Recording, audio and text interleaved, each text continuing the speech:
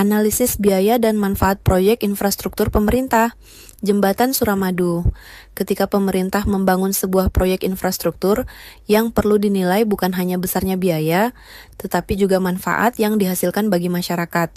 Dalam video ini, saya akan menjelaskan analisis biaya dan manfaat proyek Jembatan Suramadu berdasarkan langkah-langkah analisis manfaat yang telah ditentukan.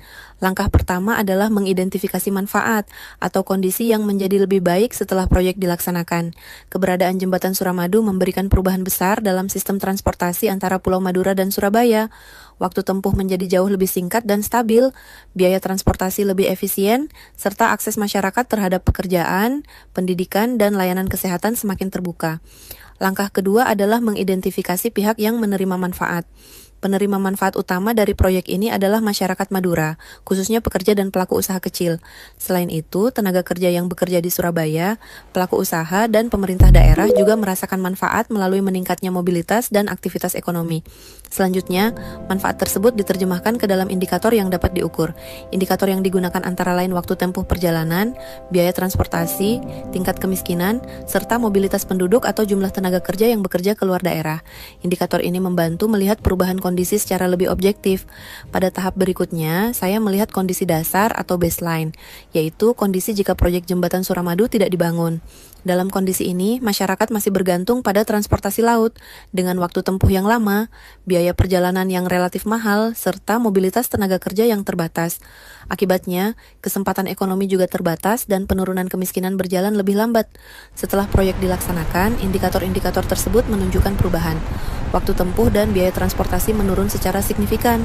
Mobilitas masyarakat meningkat, terutama dalam mengakses lapangan kerja. Dampak terhadap penurunan tingkat kemiskinan memang tidak terjadi secara instan, tetapi mulai terlihat dalam beberapa tahun setelah jembatan beroperasi.